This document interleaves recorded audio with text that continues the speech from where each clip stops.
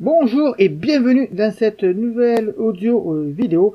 Aujourd'hui, je vais te parler d'un sujet qui t'intéresse forcément, que tu sois un trailer, un coureur de route. C'est une question légitime que tu peux te poser et c'est comment éviter la séance de trop. Parce que la nature humaine est ainsi faite que l'on cherche à s'améliorer en permanence. Alors c'est très bien, mais il y a aussi des petits revers de cette médaille-là. Je pense aussi que l'effet réseaux sociaux amplifie encore plus cette tendance. Si au départ il y a du positif à chercher à progresser, ça peut aussi devenir rapidement un fardeau, surtout quand tu en fais trop. Résultat, tu te fatigues plus que d'habitude, tu as du mal à récupérer de tes efforts, mais comme tu penses être sur la bonne voie, tu persévères. C'est un peu le fatigue passagère, tu ne connaîtras pas, le fameux no pain no gain, que beaucoup de runners poussent vraiment à l'extrême. Et alors, c'est un engrenage qui commence, tu te fatigues alors encore plus, tu t'en rends pas compte, mais les ennuis ont commencé bien avant, et tu rentres alors dans un cycle infernal où tu te sens plus fatigué en dehors de tes entraînements. Tu as du mal à maintenir tes performances habituelles, tu perds de la motivation, tu n'arrives plus à enchaîner correctement les séances, et tu es plus stressé, plus tendu, un rien te met en rogne. En réalisant les séances de trop, ce sont celles qui vont condamner les chances de réussite.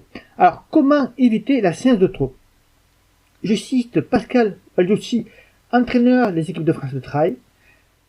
L'entraînement produit un effet fatigue, alors que le repos produit un effet forme. Donc, pour espérer un haut niveau de forme, voire un pic, il faut à un moment précis couper l'entraînement pour se reposer. Le repos est partie intégrante de tes performances physiques. Il doit être présent dans ta semaine d'entraînement. Vouloir courir ou pratiquer un sport tous les jours ne te fera pas t'améliorer. Il faut vraiment que tu en aies conscience. Alors très récemment, je veux dire très souvent même, je reçois ce type de message. Je cours 3 fois par semaine, j'intercale de la musculation entre ces séances running et je voudrais rajouter du vélo prochainement. Moi je dis stop. Tu épuises ton corps, donc retiens ce premier principe pour éviter la séance de trop. Intercale des jours de repos dans ta semaine. Un autre point que tu dois comprendre est qu'un plan d'entraînement n'est pas linéaire. Tu ne reproduis pas chaque semaine les mêmes séances en espérant justement que ça va te faire progresser. Imagine plutôt ton plan d'entraînement comme des montagnes russes. Tu vois, ça monte, ça descend, ça remonte, ça redescend.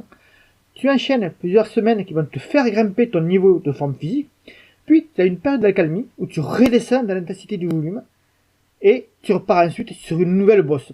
Cette période d'accalmie est nécessaire. Et très souvent, quand les athlètes découvrent le programme, ils sont souvent surpris quand ils tombent dessus sur cette fameuse période d'accalmie.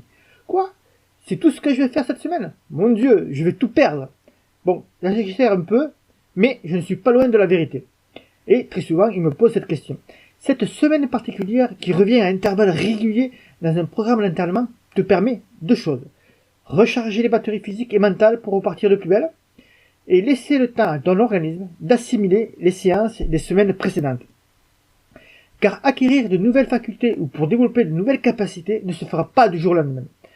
Fuis donc les titres racoleurs des magazines ou sites web qui te promettent de te faire gagner 3 km/h en 15 jours. Donc retiens ce deuxième principe, pour éviter la séance de trop, tu dois avoir des semaines de relâche dans ton plan d'entraînement. Si ce n'est pas le cas, change aussi de crèmerie.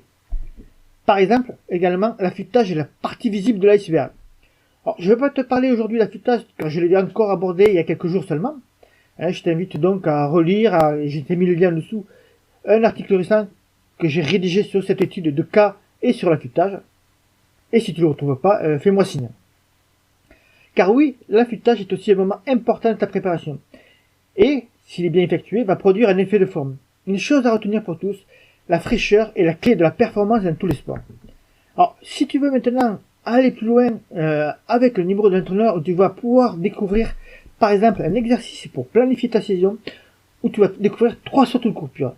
Et combien de temps tu dois attendre pour être prêt physiquement juste après ta coupure. Des exemples de semaines de reprise également je vais te donner pour des 10 km, semi-marathon, trail long et ultra. Je te propose aussi un plan d'entraînement, 8 semaines d'entraînement pour te préparer à un trail de 30 km. Et tu n'auras pas besoin de te poser des questions sur tout ce que je t'ai dit précédemment.